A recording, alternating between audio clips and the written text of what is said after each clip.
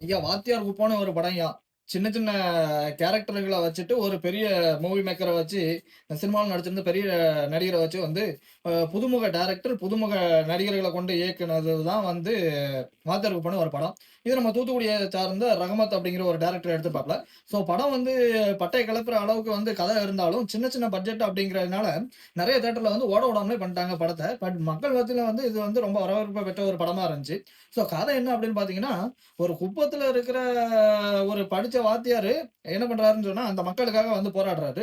So மணல் இந்த கடல் வளங்கள சுரண்டுறது, நில வளங்கள சுரண்டுறது, இது போல சம்பவத்த வந்து கவர்மெண்ட்க்கு தெரிவிக்கிறாரு. ஸோ அதுக்கு வந்து பல அரசியல்வாதிகள் வந்து பல ரவுடிகள விட்டு அவன அடிக்கவும், தொந்தரவு பண்ணவும் அந்த மாரி பண்ணிட்டு இருக்காங்க. ஸோ அந்த மாரி பண்ணிட்டு இருக்கும்போது வந்து சமுதாயத்துக்காக வந்து போராடுறதுக்கு நம்ம வக்கீல் லாயர் ஒருத்தர் வராரு. அவரு தான் வந்து நம்ம கஞ்சா கருப்பு. ஸோ அவரு வந்து மக்கள வந்து சப்போர்ட் பண்ணி கோர்ட்ல வாதாடி ஜெயிச்சு வாங்கி குடுத்தாரா? அந்த ரவுடி வந்து மக்களுக்காக வந்து ஏதாவது பண்ணாரா? இல்ல வ வ மக்களுக்கு நல்லது பண்றவன கொன்னு குவிச்சாரா? அப்படிங்கிறது தான் வந்து இந்த கதையா இருந்துச்சு. ஸோ படத்த பத்தின முழு வீடியோ வேணும் அப்படின்னு நம்மளோட சேனல சப்ஸ்கிரைப் பண்ணிட்டு வீடியோங்கிற உள்ள போய் பார்த்தீங்க அப்படின்னா, முழு விளக்கமா இருக்கும். படம் பேரு வந்து வாத்தியார் குப்பம். ஸோ தியேட்டர்ல வந்து நல்ல ரீதியில ஓடுன ஒரு படம். ஸோ நீங்க வந்து தொடர்ச்சியா அந்த படத்த வந்து பார்க்கணும் அப்படின்னு நினைச்சீங்கன்னா, YouTubeல மற்றும் அ ஆன்லைன்ல வந்து இப்ப பார்க்கலாம். ஸோ அவைலபிளா இருக்கும். ஸோ பார்த்துட்டு படம் எப்படி இருந்துச்சு அப்படிங்கிறத நம்ம சேனல்ல வந்து கீழ கமெண்ட் பண்ணுங்க. வரேன் நண்பர்களே.